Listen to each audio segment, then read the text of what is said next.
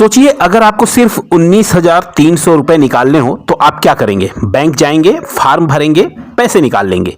लेकिन अगर वही पैसे निकलवाने के लिए आपको अपनी ही बहन की कब्र खोदनी पड़े और उसका कंकाल कंधे पर उठाकर बैंक जाना पड़े, लेकिन अगर वही पैसे निकालने के लिए आपको अपनी ही बहन की कब्र खोदनी पड़े और उसका कंकाल कंधे पर उठाकर बैंक जाना पड़े, सोचिए अगर आपको सिर्फ 19,300 रुपए निकालने हो बैंक से तो आप क्या करेंगे? सिंपल सी बात है, आप बैंक में जाएंगे, फॉर्म को भरेंगे और पैसे निकाल लेंगे, सिंपल है।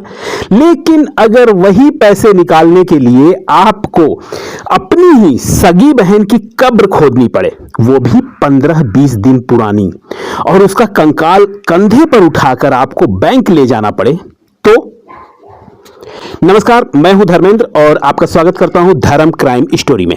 आज की ये कहानी सिर्फ एक खबर नहीं है, यह है हमारे सिस्टम, हमारी गरीबी और हकीकत का आईना।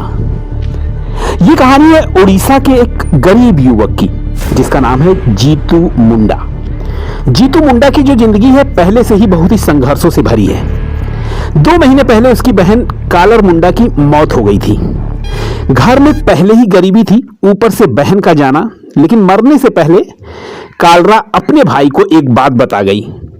उसने कहा कि भाई, मेरे बैंक का जो खाता है ना, उसमें 19,300 रुपए हैं, उन्हें निकाल लेना और अपना काम चलाना। और जीतू को जब ये बात पता चलती है तो उसके बाद 1 महीने बाद वो बैंक जाता है बहुत ही उम्मीदों के साथ। और जो बैंक का नाम होता है वो होता है उड़ीसा ग्रामीण बैंक। उसने बैंक कर्मचारियों से कहा कि ये मेरी बहन का खाता है, मुझे पैसे चाहिए। लेकिन बैंक ने साफ मना कर दिया। उसने कहा कि खाता धारक को साथ लेकर आओ या फिर डेथ सर्टिफिकेट और लीगल वारिस का प्रमाण दो। अब सोचिए, एक गरीब इंसान जिसके पास खाने के पैसे तक नहीं है, वो कहां से लाएगा ये सारे कागज? अब यहां से कहानी एक ऐसा मोड़ लेती है जिसे सुनकर आपके रोंगटे खड़े हो जाने वाले हैं। जीतू के सामने 2 रास्ते थे। पहला, सिस्टम के चक्कर में महीनों भटकना, या कोई आसान रास्ता चुनना। और उसने जो है दूसरा रास्ता चुना, यानी आसान रास्ता। जीतू ने अपनी बहन की कब्र खोदी। अब आप सोच सकते हैं कि उस कब्र को खोदना जो 2 महीने पुरानी है, क्या उसके मन पे बीत रही होगी, किस परिस्थितियों में उसने उस कब्र को खोदा होगा और उस कंकाल को निकाला होगा।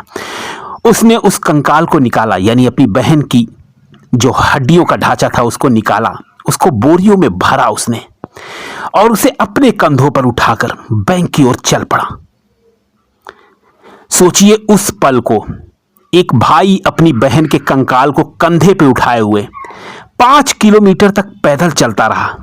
रास्ते में जिसने भी देखा वो सन्न रह गया। आप सोचिए कि वो 5 किलोमीटर जो चला, उसकी मन स्थिति क्या रही होगी। और बहुत लोग तो उसका वीडियो बनाने लगे, बहुत लोग तो डर गए, कोई कुछ समझ ही नहीं पा रहा था कि आखिर क्या है। लेकिन उस भाई के लिए वो सिर्फ एक कंकाल नहीं था, वो उसकी बहन थी, उसकी मजबूरी थी, उसका दर्द था। जब जीतू बैंक पहुंचता है और बोरी खोलकर कहता है, ये रही खाता धारक, तो वहां मौजूद हर इंसान के होश उड़ गए। बैंक कर्मचारी, ग्राहक, सब स्तब्ध रह गए। किसी ने ऐसा नजारा पहले कभी नहीं देखा था।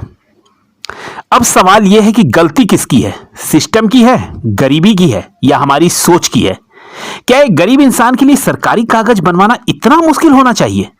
क्या 19,300 रुपए के लिए किसी को भी इतना बड़ा कदम उठाना पड़े? तो आप सोच सकते हैं कि इस सिस्टम का क्या किया जाए। ये कहानी सिर्फ जीतू की नहीं है, ये उस भारत की कहानी है जहां एक तरफ हम खुद को बड़ी अर्थव्यवस्था कहते हैं और दूसरी तरफ एक भाई को अपनी बहन का कंकाल उठाना पड़ता है, वो भी उस स्थिति में जब उसे पैसे निकालने हो। तो ये है असल भारत। वो असल भारत नहीं है जिसमें हम खुद को बड़ी अर्थव्यवस्था बताते हैं। आज भी भारत की गरीबी जो है, जिस हिसाब से जूझ रही है, वहां एक भाई अपनी बहन की कंकाल उठाना पड़ रहा है, और वो भी 19,300 रुपए के लिए। तो ऐसे गांवों में, ऐसी गरीबी में आपको असली भारत की तस्वीर दिखती है। अगर आप भी मानते हैं कि सिस्टम बदलना चाहिए तो इस वीडियो को शेयर करिए, कमेंट में अपनी राय जरूर दें, और ऐसे ही सच्ची कहानियों के लिए हमारे चैनल को सब्सक्राइब जरूर करें। तो फिर मिलते हैं अगले वीडियो में, तब तक के लिए आपका बहुत बहुत धन्यवाद।